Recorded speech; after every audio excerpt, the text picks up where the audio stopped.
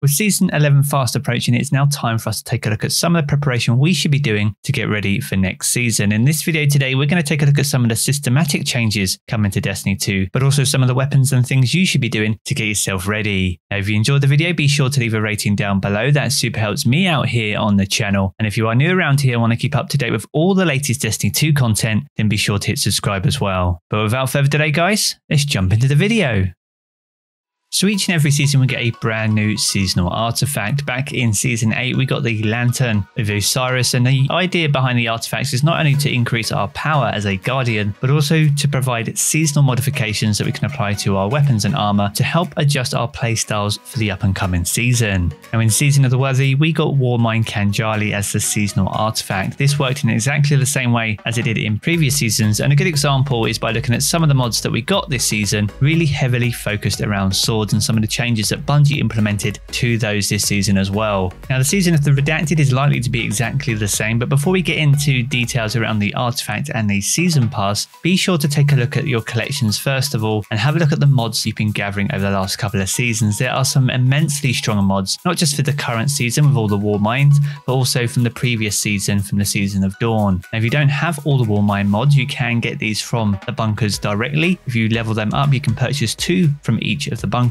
and the rest you can get from random drops by completing the Seraph Tower public event. So whilst the mods are available, be sure to take advantage of that. If you don't have any of the seasonal mods from Season of Dawn, be sure to keep checking in on Banshee44 over in the tower. He sells these on the odd occasion, and these are some of the most powerful mods in the game, and they will still be applicable going into next season. So be sure to maximize those opportunities when they present themselves. Now one of the first things you may want to do in the final week of the season is take a look at some of the WARMIND bits that you've been stacking all season in the hope that they may offer a new bunker for us to upgrade. If that is not the case, then you'll probably have a couple of thousand like I have, and if that is the case, then be sure to convert these into chipsets which you can use to then level up the bunkers. Whilst leveling up the bunker won't provide any meaningful benefit in terms of influencing the game, it will provide you rewards which you can then dismantle for materials, and this will provide you with legendary shards in return for the ones that you spend, but also the chance of getting enhancement cores as well. And these will be key materials for you going into the new season, as they always are, but they also mean that all the materials that you've been collecting all season don't go to waste too.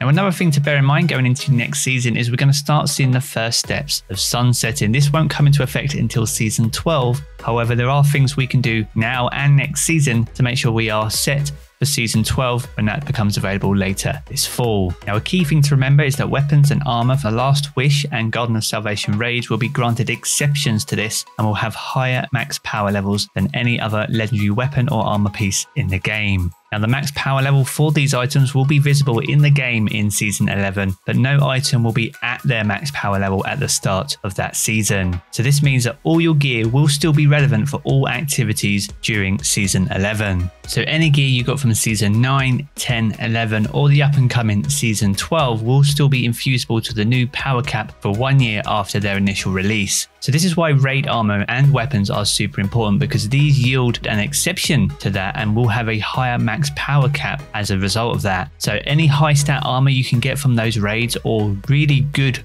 well-rolled weapons will serve you very well over the up and coming year, as they'll be excluded from any power caps that may be in place. So from now and throughout the up and coming season, be sure to maximize your raid opportunities to give yourself the best opportunity to get as many high stat armor rolls as you possibly can, and any very well rolled weapons that you can take on into year 4 of Destiny 2. Now in Bungie's recent update, they talked about some of the archetype buffs coming in Season 11, and one of those was in regards to bows. Now there are some fantastic bows within each of these raids, as you can see, and bows are underused in challenging content. So Bungie are going to be buffing these in Season 11 and providing a plus 10% to any PvE damage versus minor adds. So if you're thinking about experimenting with bows, then be sure to farm out for a Tyranny of Heaven or the Accrued Redemption from each of these raids and give them a try. I mean, a plus 10% buff with Dragonfly on the Tyranny of Heaven is a very strong bow indeed, and will be interesting to see exactly how effective they will now be in challenging content.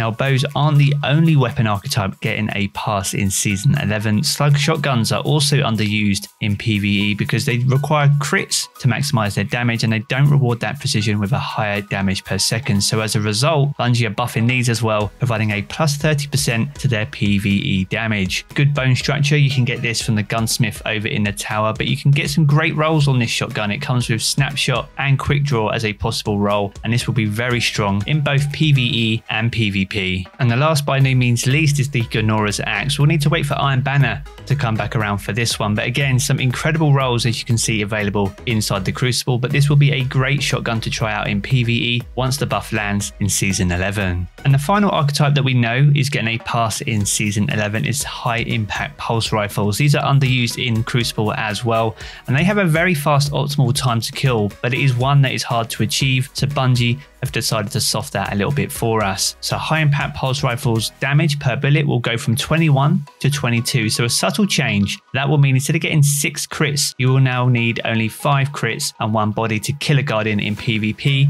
across most resilience values. And with that in mind, REDRIX'S broadsword is lined up to be an absolute monster in Crucible come Season 11. So if you haven't completed the quest for your broadsword and got one with Outlaw and Desperado, be sure to take the time that you've got between now and the start of next season to finish this quest to make sure you're set to go once this update lands. So that summarizes all these systematic and sandbox changes coming in Season 11. But as always, there is more we can do to make sure we are ready, and this comes in the form of XP. Now, each and every season there's a plethora of bounties that we try to complete to carry over from one season to the next. So we're just going to cover those off once again, and also a couple of the other steps that you can take whilst you're doing this to maximize your XP gains going into next season. Now, the easiest one to do, but also the easiest one to forget, is getting a 10% guided light ghost. If you participated in the Guardian games, then you probably might have 3 of these across your characters. So be sure to make sure these are equipped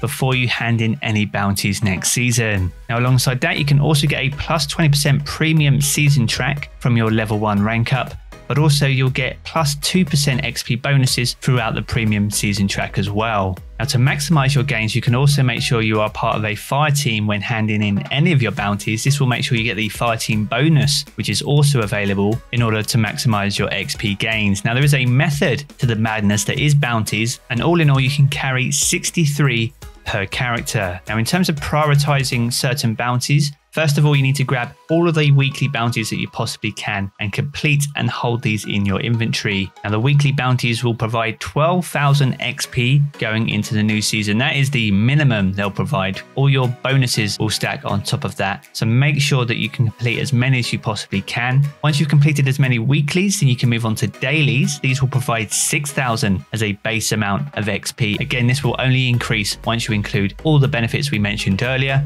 And after that, you can move on to the planetary bounties. These provide 4,000 in XP. Again, this will only increase when you include the bonuses. And finally, a few things to recommend is avoid any infamy or valor bounties, as this has been known to mess with the first powerful rank up engram of the new season. Alongside that, avoid any Petra or spider bounties, as these offer the lowest XP currently available from a planetary bounty. Now, Sweatcicle from Redeem has created an insane spreadsheet which helps you track all the bounties that you're collecting and the XP that you're earning going into next season, but also exactly how much each bounty rewards you, including all the bonuses that we've mentioned in this video. So I'll leave a link to that spreadsheet in the video description below. Be sure to go use it if you wish, and I'll leave a link to Sweatcicle's YouTube channel also in the video description below. So there we have it, guys. That is everything we need to know ahead of Season 11. That is all the systematic, sandbox and prep that we can do to get ourselves ready. If you have enjoyed the video, be sure to leave a rating down below. That super helps me out here on the channel. And if you are new around here and want to keep up to date with all the latest Destiny 2 content, be sure to hit subscribe as well. I'm going to jump back into the game as always, guys, but I will catch you all again very soon.